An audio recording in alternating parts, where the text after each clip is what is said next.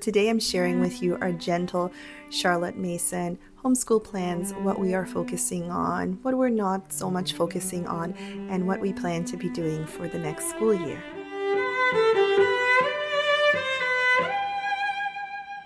Hello and welcome to Of Hymns and Home.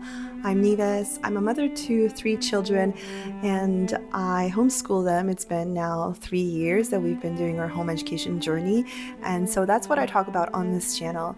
And today I'm talking about what our homeschool plans are for our kindergarten year next year. So my second daughter is entering into kindergarten and I'm so excited to just slow down again and be more intentional about providing her that time for the sense of wonder and just to focus on what actually really matters in those early years. Instead of checking boxes, my plan for my daughter is to provide her with the foundation for a lifelong love of learning. I have learned so much in the last few years of homeschooling my children. We're actually completing our 3rd year of educating my children at home. We started when my oldest daughter was in kindergarten, and she did junior kindergarten here and then senior kindergarten, and now she's completing grade 1.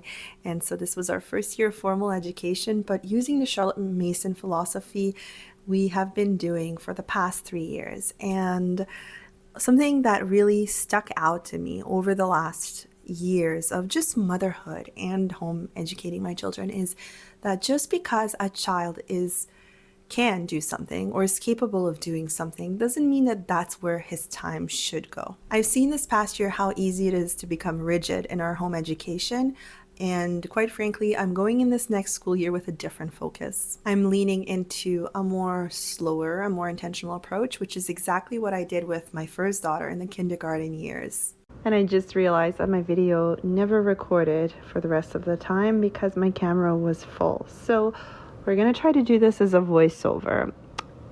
I was saying I'm leaning into more slower, a more intentional approach, which is exactly what we did with my first daughter when she was at that age. I followed her rhythm, trying not to rush her in her development. But I, as her mother entrusted by God to disciple my children, still led her to explore the true good and beautiful things in life. Kindergarten for us is not about getting ahead. It's really about laying a foundation of habits, attention, curiosity, love for God, and a love of learning. And before I start, I want to say that we are big on family style learning. My daughters are 2 years apart, so my oldest will be in grade 2 when my middle child will be in kindergarten. So there is really no reason why we can't sit down together and just learn as a family. The first child, you make a lot of plans around them, but then with the subsequent children, they're just sort of born into the lifestyle, into the family culture you create. And so most of our plans for next year are family learning plans, but still there's a formula to kindergarten which I believe is important to follow, especially when you follow the Charlotte Mason philosophy. And so that's what we're going to talk about today. That said, I am tweaking things a little bit. I am not a Charlotte Mason purist by any means. In the formal years, I adhere pretty much strictly to a Charlotte Mason approach, but in the kindergarten years, I take and borrow from Reggio Emilia, from Waldorf, from Charlotte Mason, from just following my child's lead. And there's things that I will do that I didn't really think I was going to do. And so I'll talk about that in a little bit. Okay, one of our biggest focuses this year will be habit training. Things like listening and obeying the first time, being attentive, tidying up, showing kindness, being truthful, those small everyday habits that really shape our children into the human beings that God created them to be. They are things that make our lives easier as mothers and then our relationships better with our children, but also make our children's lives much easier, and they give them confidence in this life and just create them into wholesome beings. So this year, and actually this summer, I intend to get a head start. I plan to use Laying Down the Rails by Simply Charlotte Mason.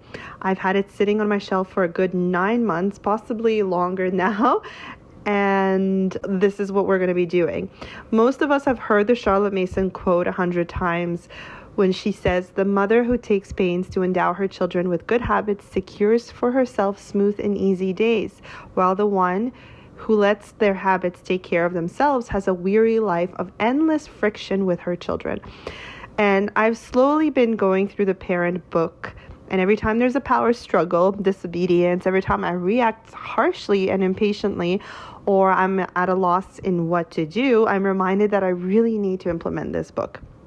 How much easier will my life and my children's life be when we tackle creating good habits little by little together? So my plan is to use summer as a head start and get started on a habit for each of my children, as well as for myself. When I read through this book, the reason why it's been taking so long is because I've been stalling, thinking I am so imperfect. So how am I to expect these things out of my own children when I need this foundation? So this is really not kindergarten specific, but it's helpful to have habit training woven into our home education experience and into our days, because then they will not struggle with that when they're a full-grown adult and mothers themselves. And with obedience and attention being at the core of every other habit, those are the two habits I intend to start with. I think it will make our home a much smoother place for all of us. Another big part of our Charlotte Mason kindergarten education is our time outside in nature. So nature study, noticing and loving the world that God so generously created for us. And children are especially naturally gifted at this, but sometimes as adults, I find we can hinder their sense of wonder by hurrying them, stopping them, or just interjecting with our own narrative. So my plan as a mother is to create opportunities for my children to be outside, to spend time being curious about the natural world, to learn about it. And we are prioritizing nature walks, being in the backyard, noticing the seasons changing, just slowing down enough to observe. We've already been nature journaling together as a family, but I'd like to make it more habitual practice and add it to our timetable so that every week on a specific afternoon, we come together, get our pencils and watercolors out, and nature journal what it is we've observed. A resource I've loved using with my first daughter was the Treehouse Schoolhouse 4-season nature curriculum. There's so much in the curriculum we haven't even gone through, so I intend to organize it in a way that's seasonal for us and reintegrate it as part of our learning. We will be doing nature study together, and so this is something that my grade 2 daughter will also be part of. A huge part of our days is just reading together. If someone asked me to describe our family or what we like to do together, I would honestly say we are a family that loves books. We read together a lot. Picture books, classic stories, novels, fables, fairy tales, really rich, beautiful language books, some silly books too. It's part of our life. So as part of our morning time, we go through our literature together. We are a family that loves to read together, so we don't stick strictly to grade schedules. So for example, all the free reads that I've done for our read alouds, which are recommended for year 1 students, my 4-year-old has also sat through and she enjoyed them for the most part.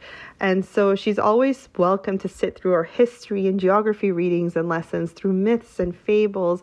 There's just definitely not a lack of literature in our home for her. I also have the Treehouse Schoolhouse preschool curriculum that I purchased, and I printed it, and it goes over a number of children picture books and uses those stories to teach children the alphabet, numbers, counting. It's a beautiful, sweet curriculum. We've used it a couple of weeks, so I don't intend to use it every week, but I will be peppering it throughout our school year. And it's something I can easily do with my kindergartner while my grade 2 student does her independent work. And last but not least, Bible time. It's such an important part of our morning. We are finishing up Hurlbut's story of the Bible. It's a retelling of the Bible, and it makes it so accessible for children. And we're going to be rereading it next year. I could read straight from the scripture, but I just think that this book has done a wonderful job at going through the entirety of the Bible and captivating children and even me. So I think it's something that works really well for our entire family. I usually read it over breakfast. I also have so many picture books for my kindergartner, like children Bibles or stories of saints that we constantly read together. And then, of course, I pull from the Bible itself. We read Psalms, we read Proverbs, and we do memory work with those as well. And so Bible time throughout the day, and especially in the morning, is so important for us. All right, let's talk about using a formal curriculum. Is it completely unnecessary or is there a benefit to it? When it comes to academics, I'm taking a gentle approach of following my daughter's rhythm. I think that everyone should do that. We will be introducing the alphabet as well as the sounds the letters make and numbers. So again, I have the Treehouse Schoolhouse Preschool curriculum. It's a gentle way and a fun way to introduce letters and numbers to younger children. That said, my daughter has been actively asking for more. She wants to feel like she's part of the school or homeschool experience. My oldest daughter loved using the Good and the Beautiful language arts and math curriculum at this age. And my kindergartner loves feeling included in our school time. So I have ordered the Good and the Beautiful language arts and math again for her. I don't think it's at all necessary to do formal lessons at this age, but the lessons are designed in a beautiful and gentle way, and I love the thought of my daughter feeling included and around the table and doing something that is uniquely designed for her as opposed to just her being part of what is meant for a year 2 student. I really think it's something she's been craving.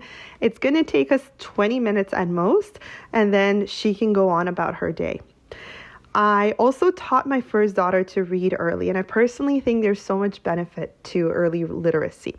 She's now a rising year 2 student reading novels on her own. So I will be teaching phonics and letter sounds to my kindergartner as well, as I've seen the fruit of the labor. And that's where curriculums such as Teach Your Child to Read in 100 Easy Lessons worked really well for us.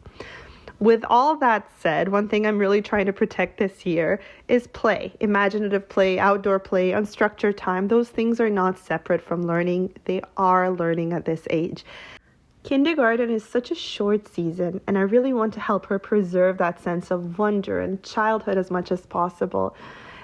And so I want to be intentional about fun adventures, about planting scavenger hunts and letters from fairies and all sorts of fun things that my daughter really loves and thrives on. If you are in a similar season and feeling like you need to do more or start academics earlier, I just want to encourage you that you really don't have to. A slow, peaceful kindergarten is not falling behind. It's building something deeper that will last for years to come. All right, thank you so much for being here. I hope that this was useful for you. I've been very busy planning our next school year, and I just really need to make time to make these videos for you because I love being here. I love sharing our experience. It just takes a lot of time to make these videos for me, so I'm really sorry if I'm not here as much as I really want to be. So thank you so much for being here if you're still here, and I will see you in my next video. Goodbye, everyone.